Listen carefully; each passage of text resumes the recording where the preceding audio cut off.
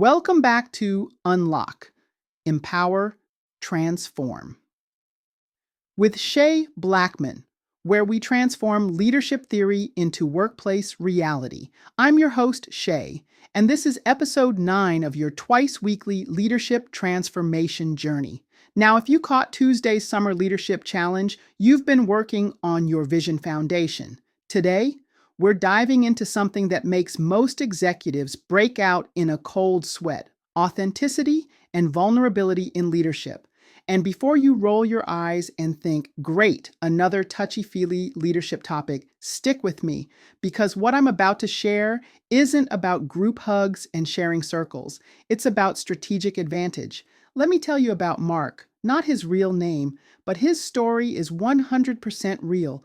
Mark was an operations manager I worked with who commanded respect from everyone on his team. They literally called him the best manager ever. But here's what made Mark different from his counterpart Larry, who was getting promoted left and right. Mark wasn't afraid to admit when he didn't know something. I watched Mark walk into a team meeting and say, "I need your help figuring this out because frankly, I'm not seeing the solution." Meanwhile, Larry was manipulating production numbers and throwing people under the bus to protect his image. Guess which one actually transformed that manufacturing culture? Spoiler alert, it wasn't the guy trying to look perfect. Here's what's interesting about authentic leadership, and this is straight from chapter 3 of my book. Authentic doesn't mean unfiltered. It doesn't mean sharing your weekend drama or your financial stress with your team. Authentic leadership is strategic vulnerability. It's choosing when and how to show your humanity in ways that build trust and drive results. Now, I get it.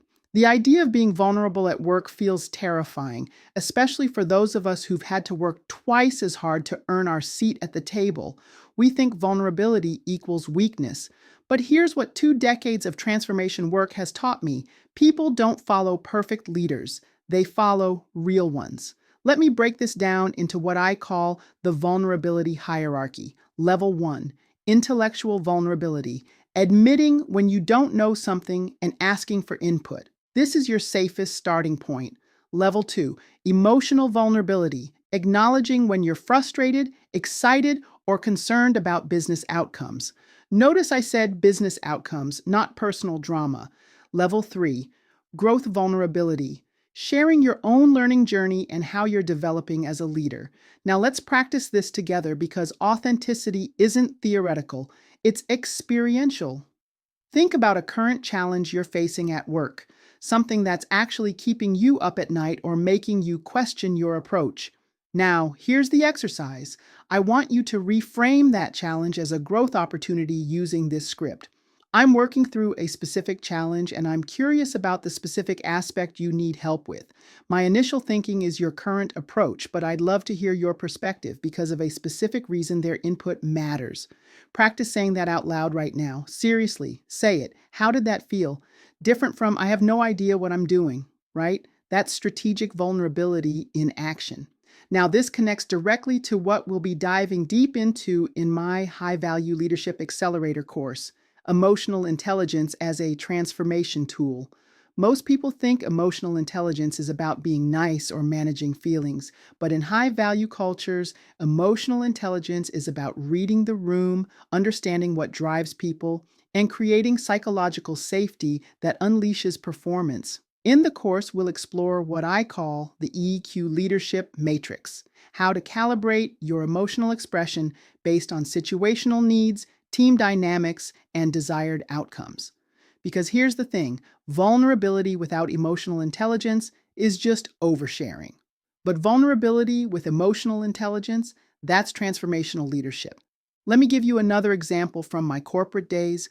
I was leading an HR transition during a plant startup, and we were struggling with some union relationships. Traditional approach would have been to project authority and control. Instead, I chose level 2 vulnerability. I told the union leadership, "I'm concerned we're not building the partnership this transition needs, and I'm genuinely worried about the impact on everyone involved.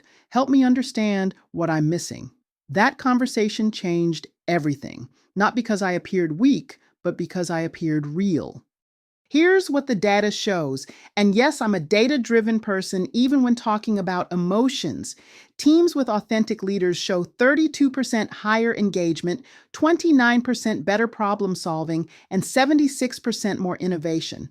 Why? Because when people don't have to guess what you're really thinking, they can focus their energy on actual work instead of office politics. This week, I want you to practice level 1 vulnerability. Find one situation where you can say, I don't have all the answers on this, and I'd like your input.